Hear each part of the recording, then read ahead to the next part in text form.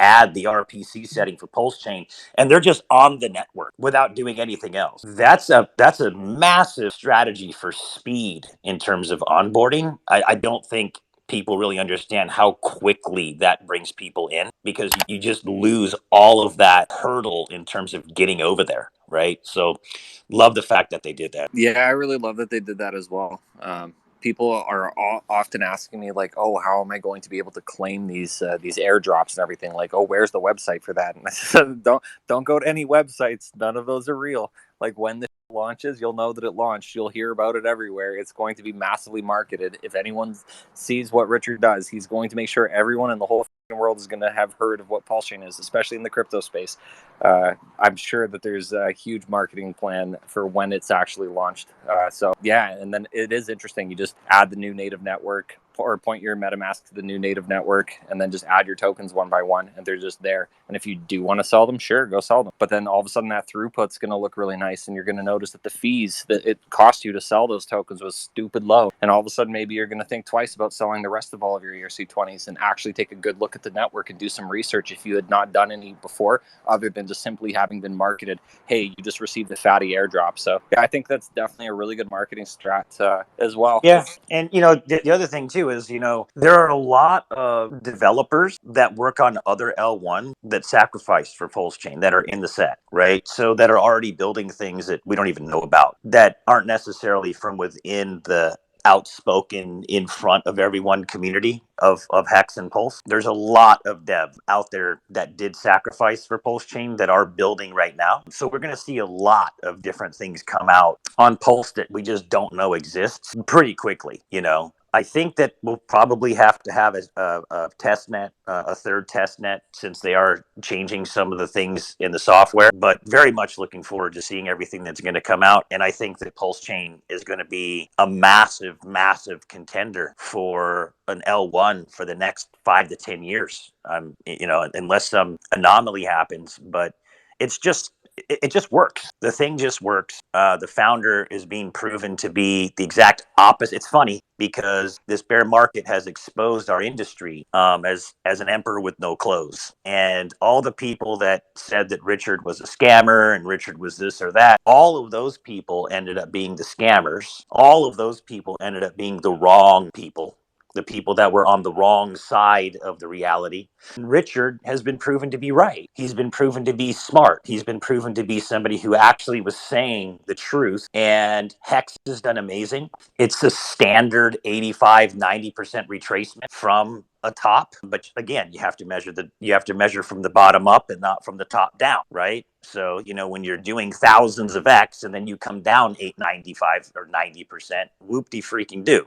That's what every crypto does, including Bitcoin and Ethereum. So this next run is going to be very interesting. My only thing is, where is Bitcoin done with its bearishness, or do we have one more leg down? I don't really care, but I am very thankful for the sacrifices, because we were able to sacrifice at much higher valuations and lock in basically a stable coin on steroids until Pulsechain launches, which is really nice. Yeah, I agree. It's really, really interesting. That's 100% true that we're able to lock in before everything really took a fat dump. So pretty happy about that also. But ultimately, when you look at the broader view of crypto right now and the environment that we're in, and I look at Pulsechain, it's from a consumer standpoint, what are you really looking for on a blockchain? I feel like once Pulsechain launches, it's going to have everything that a customer would want to use on the chain. If you really think about it, how many smart contracts do you really interact with on Ethereum? In other words, why are you active there, right? Most of our community, they're interacting with Hex and doing Hex stakes. Obviously, that's one of the smart contracts they're interacting with. Maybe they're buying their meme coin, or they're buying whatever the hell they like. But in terms of like actual what an individual needs to use to make money on a chain, there's not some massive list of thousands of protocols that needs to be on the chain. But what I am seeing is that when Pulsechain launches, there's going to be those core protocols on top of the incentivization of Pulsex to come over and do the farming. You're going to have your M87s. You're going to have the privacy network. hex, you're going to have your liquid loans, you're going to have, to be able to do all of those types of strategies, you're going to have your fiat, right? You're going to have Pulse Chain, which is super fast, super efficient, basically almost free to do transactions. You're going to have all these other protocols that are on top of it that are being built. You're going to have all these derivatives of Hex, in Hedron, in Maxi, and all these different awesome dev teams that are just experimenting with this awesome product called Hex. So when you look at it just from, remove all your emotions out. People are too damn emotional in crypto. Like, they start worshiping their crypto, right? Remove all the emotion. Just look at, what do people actually care about in terms of when they choose to be on a chain or on this chain? They care about fast, secure transactions that they can make money on. And are there things on that chain that is attracting them to go over there? Like, is there a smart contract that's on Pulse that's not on anything else that I want to use? Hex is there, fiat is there, all Pulse X is there with all these different things. And then when you couple all of that reality, which it is coming, there's no question. We see it on testnet. It's coming. I think we're launching with over 100 protocols that we even know of. And then you add on top of that the world's largest airdrop, which some could call a gimmick, if you want to call it a gimmick or not, but it's not, because those tokens will be swappable in the AMM for PLS or for Hex or for whatever. So they are going to have value the second that bridge connects and we start swapping one thing to another. So when you take all of those realities just from a product to price and service ratio standpoint, just like that standard corporate formula, price to product service ratio, what does it cost a customer to use that same thing on this chain versus another chain? And the value proposition is just undeniable for Pulse Chain, right? So once you deploy, and you deploy it with all of those amazing protocols that customers already want to use, and then you on top of that add the fact that we're going to have a website where we can just send somebody and say, hey, go put your address in there and go look at all the free tokens you have on Pulse Chain. Guys, it's, in my opinion, it's a perfect storm for mass adoption in the shortest amount of time you've seen for an L1. And I believe that's what's going to happen with Pulse Chain, because after all of this bullshit we've seen with Luna and Celsius and BlockFi and all this crap, everything has done nothing but to raise the bar of Richard Hart's brand. And whether you love him or hate him, everyone's starting to realize that he was the only one that was right this entire time, or one of the very few. So very excited about it, guys. And congratulations to everybody who's building, who has been working their asses off to build true decentralization. That's what it's all about. But let's show each other some love. And Pulse Chain, man, Pulse Chain is going to absolutely explode. From everything I'm seeing, I think it's going to do very, very well. 100%. Yeah, that's why I'm in no rush for the people building Pulse Chain to get it out. Like that it needs to just work. Like there can be no, there's no like move fast to break things in this use case. Like, I agree 100%. Let's be patient with right, this, guys. and yeah, and it's probably good for the Pulse Chain price for people who over sacrificed or are relying on a greater than 20-cent hex price in order to maintain their new living standard. I think it's probably better for the ecosystem and for the Pulse Chain price chart for that class of user to. So I think that a delay could actually be like a healthy thing in general for just like redistribution of hex supply, and also but I guess I take back what I said about being good for the Pulse Chain price chart.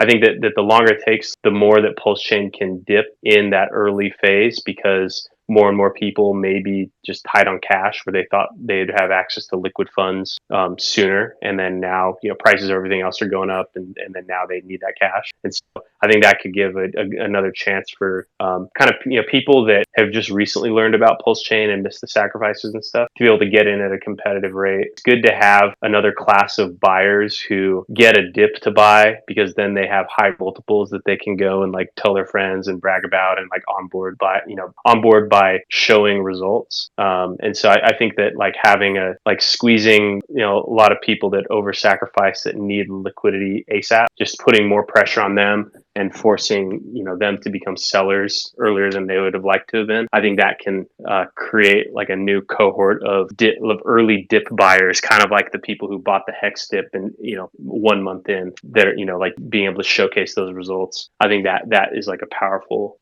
like growth catalyst, is if there's like a serious dip that people can buy into right away. I agree 100%. The lower the better. I know it sucks for us that it's sacrifice, but the lower the better. Yeah. It also allows us to advertise. It also allows us to advertise the return when things start to go the right way. So yeah, I'm actually not quietly, openly hoping for a 80% drop on our sacrifice value. I know that sounds like a really mean thing to say, but it's actually, I think, the best thing that could happen to us, and I'll be buying heavily. What are your guys' thoughts on what is Pulsechain's competitive advantage to other low gas EVM L1s? Well, kind of what I think the copy, the like parallel universe and the cross chain, even though there's a bridge involved, just like I think we're like a cross chain swapping on like of one asset to the other. But as far as the interoperability is probably the main one. Whereas like I think that's a big challenge at like things like Solana. Like Solana is its entire own world. Like there's virtually no interoperability with stuff on ETH. I think the high interoperability is the main advantage here. The other thing that comes to mind is like Avalanche, where it is its own world, but like the bridging and like the whole EVM and like user experience is